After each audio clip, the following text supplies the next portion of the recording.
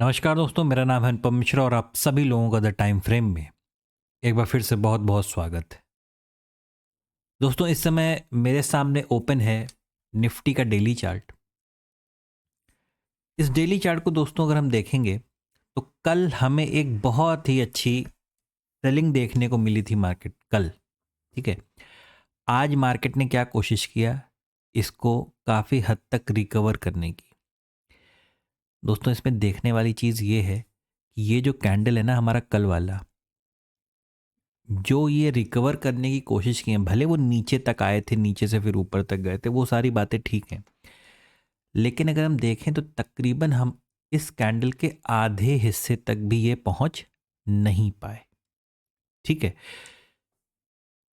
अमूमन ऐसे समय हम लोग को ये करना चाहिए कि देखिए, एक बहुत हम एक एक्सपेक्ट भी कर रहे थे कि हमें यहाँ पे किसी प्रकार का स्विंग मिले। वो स्विंग किसी भी बहाने मार्केट ने हमें देने की कोशिश की, अगले दिन उसको रिकवर करने की कोशिश की। ठीक है, लेकिन अभी भी दोस्तों, अगर हम इस तरीके के से एक स्विंग मार्केट में बनाए हैं, या तो भाई ऐसा करें कि जब ये लेवल है ना, ये लेवल मार्केट इसी तरीके से ब्रेक कर दे ऊपर की तरफ और फिर निकलने लगे, तो समझ लीजिए मार्केट में फिर से हमें बहुत तेजी का मूव कोई देखने को मिल सकता है। जैसे आपको यहाँ पे देखिए, ये भी एक स्विंग है ना, मार्केट ने इसको ब्रेक किया और फिर यहाँ तक चला गया। ठीक है, लेकिन दोस्तों हमेशा ऐसा ही देखा गया है कि मार्केट किसी न किसी बहाने किसी पैटर्न को क्रिएट करने की कोशिश करता है और उसके बाद उस पर काम करता है। तो यहाँ पे भी बिल्कुल उसी तरीके से मार्केट ने रिकवर करने की कोशिश की है। हो सकता है ये किसी प्रकार का कोई ट्रैप हो। ठीक है, किसी प्रकार का कोई ट्रैप का मतलब, जब मैं फ्रेम को छोटा करूँगा तो आप इस चीज़ को समझेंगे। देखिए, हम 1 घंटे के फ्रेम पे चलते हैं।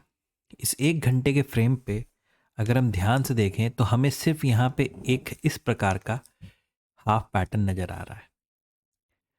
अब इसके चलने का तरीका ये है कि ये ऑलमोस्ट, ये जो आप गैप देख रहे हैं, ये जो आप गैप देख रहे हैं, इसी गैप को मैं आगे बढ़ा दूं अगर, ये देखिए, तो ये ऑलमोस्ट अपने रेजिस्टेंस लेवल तक चला गया। ये देखिए, ये इसका रेजिस्टेंस लेवल है। बहुत ज़्यादा चांसेस ये हो सकते हैं कि मार्केट, देखिए सिर्फ चांसेस हो सकते हैं दोस्तों, इस चीज़ को ध्यान से समझिएगा कि मार्केट जब किसी ऐसी जगह पे होता है ना, तो बहुत सोच समझ के ध्यान से काम करना होता है। अब दो रास्ते क्या निकल सकते हैं, क्योंकि हमारे पास दो स्विंग यहाँ पे अवेलेबल हैं, एक ये और एक ये। ठीक है, और अगर ये हमारे लिए एक हाफ पैटर्न है तो चांसेस ये भी हैं कि हम जैसे किसी अगले सपोर्ट लेवल को अगर हम देखें, और या हम इसी को मान लें, कोई बहुत दूर की जाने की ज़रूरत नहीं है, ये लेवल, तो हो सकता है यहाँ पे हमें कोई नीचे की तरफ कोई छोटा सा हल्का सा मूव नीचे की तरफ देखने को मिले और दोबारा मार्केट इस तरीके से, है ना, ये जो आप समझ पा रहे हैं, इस तरीके से दोबारा अगर मार्केट ऊपर की तरफ जाती है तो हम यहाँ पे एक बाइंग के ट्रेड को प्लान कर सकते हैं एसएल के साथ। ठीक है, आप देख लीजिएगा एसएल आपके पॉकेट पे कैसा बैठ रहा है, बहुत ज़्यादा या कम, वो टोटली आपके ऊपर है। दूसरा सिनेरियो क्या हो सकता है कि ये, है ना, जो मार्केट ने इस हिस्से को फिल किया है, और ये हिस्सा किस तरीके से काम कर रहा था, ये हिस्सा काम कर रहा था हमारे लिए एक सपोर्ट की तरह। क्यों? क्योंकि ये हमारे लिए एक गैप था। ठीक है, तो ये हिस्सा काम किस तरीके से कर रहा था वापसी में, एक सपोर्ट की तरह। तो ये सपोर्ट दोबारा मार्केट कहीं इस हिस्से को, है ना, जैसे ये बना हुआ है ना, इस हिस्से पे कुछ इस तरीके से ये जो इसका अगला सपोर्ट लेवल है वहां तक आ सकती है। ठीक है, काफ़ी बड़ा लेवल बना दिया है मैंने, लेकिन कोई ज़रूरी नहीं कि ये चीज़ एक दिन में हो या 2 दिन में।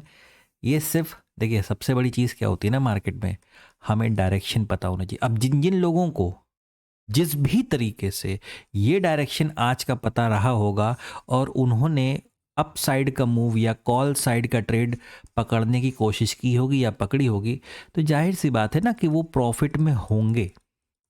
वो प्रॉफिट में होंगे चाहे उनको इस जगह पे कुछ भी नजर आया हो, उससे नहीं फर्क पड़ता, वो प्रॉफिट में तो है ना।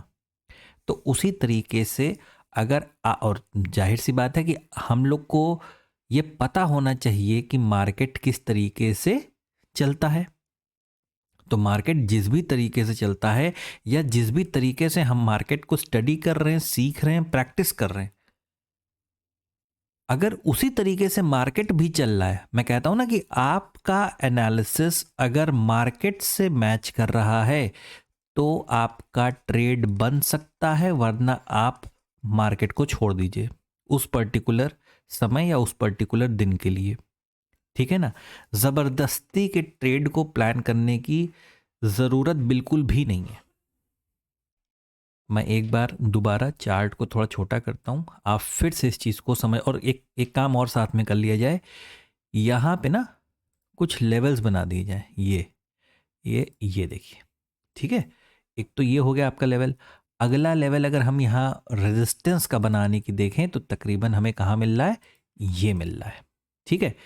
और एक हिस्सा अगर हम देखें तो एक ये जो हिस्सा आपको नजर आ रहा है मार्केट में, अगर हम बात करें तो एक छोटा सा रेजिस्टेंस यहाँ पे पड़ेगा, ज़्यादा कुछ नहीं।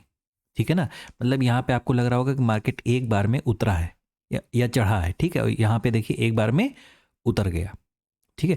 तो इसी तरीके से मार्केट चलती है मार्केट में। और आप पिछले 2-3 वीडियोस को अगर देखेंगे जो हम लोगों ने एनालिसिस किया है साथ में, तो यहाँ पे जो बात भी हुई थी कि ये कुछ इस प्रकार से है ना, ऐसे उतर सकता है। देखिए जो लोग पढ़ते हैं, जो लोग ने ट्रेनिंग ली है मुझसे, उनको पता है कि कोई भी चीज़ का फॉर्मेशन होता कैसे है।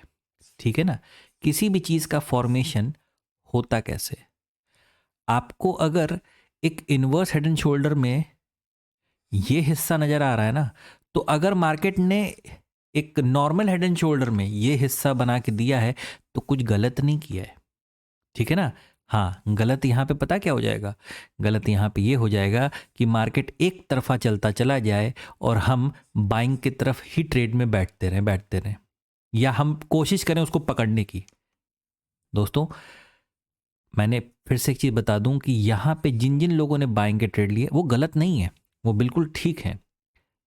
समस्या क्या है, टेक्निकली हम गलत हो सकते हैं। ठीक है ना। क्योंकि हमें थोड़ा बहुत ये भी समझना पड़ता है कि मार्केट चलती कैसे है।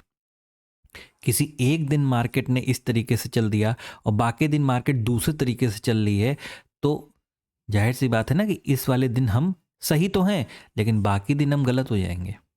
ठीक है। तो ये इन चीज़ों को थोड़ा सा मार्केट में देख के समझ के तब अपनी चीज़ों को प्लान कीजिए। फिलहाल एक बार 15 मिनट फ्रेम पे चलते हैं, 15 मिनट फ्रेम पे भी देखते हैं। यहाँ पे आपको और ज़्यादा अच्छे तरीके से, मतलब थोड़े बड़े रूप में ये चीज़ नज़र आ रही होगी। ठीक है।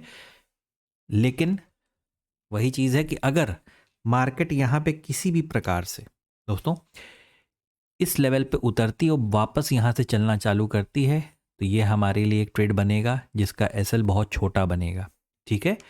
और दूसरा क्या सिनेरियो मार्केट में क्रिएट हो रहा है कि मार्केट इस तरीके से उतर के दोबारा यहां तक आ सकती है। तो एक ये सिनेरियो नंबर 2 है। 2 नंबर सिनेरियो हमारे लिए। फिलहाल इससे छोटे फ्रेम पे उतरने की ज़रूरत नहीं है। दोबारा एक बार डेली को देख लिया जाए चलते चलते। डेली में भी वही है दोस्तों कि ये जो साइज़ है ना सेलर का, सेलिंग वाली कैंडल का, ये काफ़ी बड़ा है। ठीक है। 25 दिसंबर यानी क्रिसमस बस नज़दीक ही है।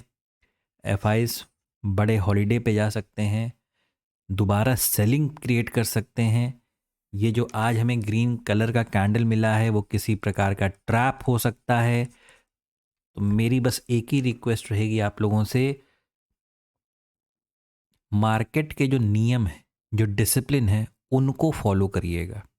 मार्केट जो दिखा रहा है ना, बिल्कुल उसके पीछे पीछे मत भागिए। उसका काम ही यही है, आपको ट्रैप करना मार्केट का काम है। मार्केट नहीं करता, बड़े प्लेयर करते हैं। ठीक है। आप अपनी शर्तों पे काम करने की कोशिश कीजिएगा, ना कि मार्केट की।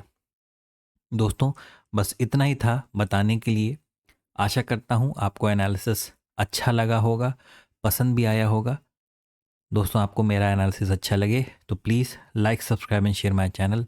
धन्यवाद। नमस्कार।